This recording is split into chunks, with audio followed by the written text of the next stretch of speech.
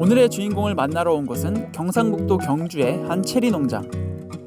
수입 과일이라는 인식이 강한 체리. 하지만 우리나라에서도 체리가 생산된다고 하는데요. 경상북도 경주시는 우리나라 체리 생산량의 40%를 담당하는 최대 생산지라고 합니다. 이곳에서 체리를 가공하여 제품을 만드는 오늘의 주인공 김승수 씨. 국내산 체리가 상당히 문제점이 많아요. 한 두 가지 정도 문제점인데, 첫 번째는 국내산 체리가 6월 한 달만 나와요. 이때 말고는 이제 체리를 접할 수가 없는데, 이 기간 외에 체리를 어떻게 접해야 되냐, 가공해서 가공품을 접해야 되는데 가공품도 없고, 그러다 보니까 인식도 매우 많이 낮았었죠. 그리고 두 번째는 체리의 활용성이 낮다. 요 체리가 가공하기가 힘들어요. 가공을 하려면은 요 꼭지도 분리해야 되고 안에 씨앗도 분리해야 되거든요. 사실 이게 말이 안 돼요. 요거를 분리할 수 있는 기계들이 있으면 모르는데 그런 걸 잡다 보니까 얘를 가공하기가 힘든 거죠. 그래서 하품이 나와도 쓸데가 없다. 쓸데가 없으면 다 버려야 된다. 날씨의 영향을 많이 받는 체리 특성상 날씨가 안 좋으면 절반 이상이 하품으로 빠지기도 한다고 하는데요. 체리가 단기간 짧기 때문에 유통이 제일 힘들고요. 그 다음에 뭐 가장 심한 건 날씨가 가장 애로사항입니다. 그러면 실제로 B급 과일로 치부되는 애들도 양이 얼마나 나오나요? 평균적으로 말씀드리면 한 10개 중 한 2개 정도? 최고 많게는 한 반 정도 안 될 때도 있죠. 그럼 그렇게 나오면 그런 체리는 어떻게 처리하세요? 아유, 그건 이제 승수 대표님이 이제 가져가시는 거죠. 버려지는 체리를 새로운 가공품으로 탄생시키기 위한 승수 씨의 노력은 지금부터 시작되는데요. 농장에서 선별된 체리를 가공 공장으로 들고 와 본격적인 작업에 들어갑니다. 이렇게 이제 그 꼭지를 분리된 상태에서 이제 씨앗 분리기에다가 살짝 털어 넣으면은 얘가 씨앗과 요 과육이 다 분리돼서 나옵니다. 그러면 분리된 그 과육을 다시 한번 걸러서 또 즙과 체리즙과 체리 과육으로 또 분리를 합니다. 체리즙은 막걸리 만들 때 사용을 하고요. 그다음 체리 그 과육은 이제 동글 건조를 시켜서 체리 분말을 만듭니다. 그래서 그 체리 분말을 가지고 있다가 저희 체리빵을 만드는데 사용을 합니다. 그럼 체리 가공을 좀 결심하게 된 이유가 있으신가요? 경주에 정착한 지 이제 만 5년 됐거든요. 체리가 경주의 특산물이라는 거를 경주에 산 지 3년 차에 알았어요. 어떻게 특산물인데 경주 사람도 잘 모르고 나도 어떻게 3년 차에 그걸 알게 됐지라는 이제 의문에서 시작을 했거든요. 근데 뭐 찾아보니까 문제점이 많더라고요. 그 문제점을 내가 해결하면은 나 혼자 벌어 먹고 살 수는 있겠네 라는 생각에서. 이렇게 체리 가공하면서 제일 힘든 점이 어떤 게 있으세요? 이 작은 하나를 이제 손수 이제 꼭지를 분리하고 씨앗을 분리해야 된다는 게 가장 큰 애로사항이죠. 국내산 체리로 만든 가공품이 없는 이유가 아마 여기 있는 것 같아요. 외국에는 체리를 워낙 많이 재배하다 보니까 이제 꼭지 분리기나 씨앗 분리기 이런 게 외국에는 흔하더라고요. 지금 저희가 가지고 있는 이제 씨앗 분리기는 저희도 이제 지인분한테 빌려가지고 이제 사용하고 있습니다. 근데 되게 가공품이 많은데 왜 막걸리랑 체리빵을 선택을 하신 거예요? 씹는 거 하나랑 마시는 거 하나 생각을 했고요. 아, 되게 단순하네요? 아니 그냥 뭐 일단 체리로 만들 수 있는 거는 다른 것도 만들 수 있겠지만 뭐 디저트에 가장 많이 사용되니까, 그래서 그럼 디저트를 만들어야지 하고 생각하다가 씹는 거 하나, 좀 마시는 거 하나.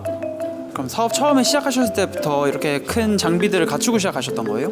제가 작년 초부터 이거 체리를 시작했는데 작년에는 공간도 없었어요. 저는 씨앗 분리기 기계도 없고, 그래서 작년에 공간을 확보하려고 경주시 이제 청년센터에서 공간을 제가 한 몇 달 정도 이제 사용할 수 있게 돼가지고 그 공간에서 지금 하고 있는 공정들을 했었고요. 저런 기계 같은 경우에는 이제 간포에 있었어요. 저게 거기서 이제 체리 와인 만드시는 분이 있었는데 그분 집으로 가서 씨앗을 분리하고 가지고 오고 있었죠. 그러다 보니까 이게 물류비가 장난 아니더라고요. 이 체리가 뭐 이거 1kg에 뭐 5,000원에서 10,000원에 사오는데 가공비랑 인건비랑 물류비가 거의 한 두세 배 들어요. 너무 이게 답이 없구나 싶어가지고 지금은 이런 공간도 가지게 되었고, 씨앗 분리기 같은 것도 일정 금액을 드리고 저희가 뭐 한두 달씩 빌려오고, 그러다 보니까 콜드체인이라고 하기에는 좀 그런데 이제 한 공간에서 모든 작업이 이루어지는 거죠. 바로 수매해 오자마자 꼭지도 분리하고 씨앗도 분리하고, 그리고 마지막 가육과 즙까지 분리해서 이제 냉동을 넣을 수 있고, 그럼 그 당시에는 진짜 쉽지 않았겠네요. 너무 힘들었어요. 진짜 많이 서러웠죠. 고되긴 했지만 그래도 경주시에서 되게 많은 지원해줬어요. 뭐 청년센터에서는 아까 말한 그런 공간을 렌탈을 해주고요. 농업기술센터에서 체리빵 개발하는 비용을 또 지원해줬고요. 관광기업 지원센터에서는 사무공간을 또 제공해주고요. 지원금으로만 작년에 한 8천만에서 1억 정도를 수령을 했었어요. 그래도 뭐 제로 베이스에서 시작했는데 지금까지 좀 잘 오게 된 것 같아요. 근데 지금 만지고 계신 게 체리 꼭지 아니에요? 네, 맞습니다. 체리 꼭지를 말리고 있어요. 이거는 왜 말리고 계시는 거예요? 체리가 가공하기 어려운 이유가 이런 꼭지를 분리하고 씨앗을 분리하는 거잖아요. 힘들게 꼭지를 분리하고 씨앗을 분리해내는데 얘네를 버리기 아까운 거예요. 그래서 만약에 내가 얘를 또 가공을 해서 팔 수 있다면 얘를 분리하는 인건비를 세이브할 수 있지 않을까. 근데 터키에서는 이 체리 꼭지차가 되게 유명해요. 여성분들한테 이제 붓기 빼는데 좋다. 체리 꼭지차를 되게 많이 마신다 하시더라고요. 얘를 말려서 뜨거운 물에 우려서 마시면 결명자 차나 보이차 맛이 나요. 그리고 몸에 좋은 성분도 많고 상품화 가치가 있다.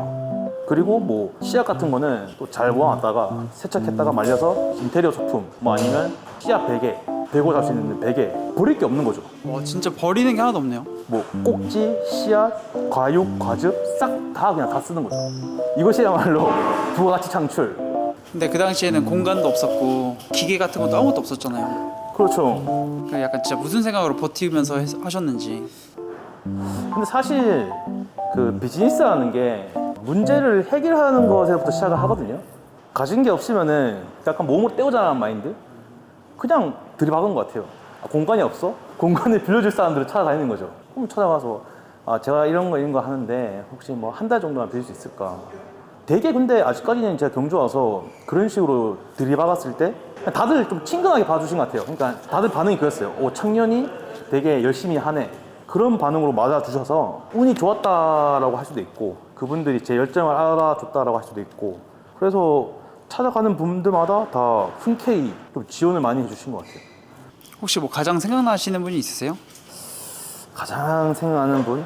간포에 씨앗 분리기를 가지고 계신 노곡상방의 김용두 회장님? 그분이 이제 체리 와인을 만드시는데 재작년 말부터 지금까지 저를 이제 멘토를 해주고 계세요.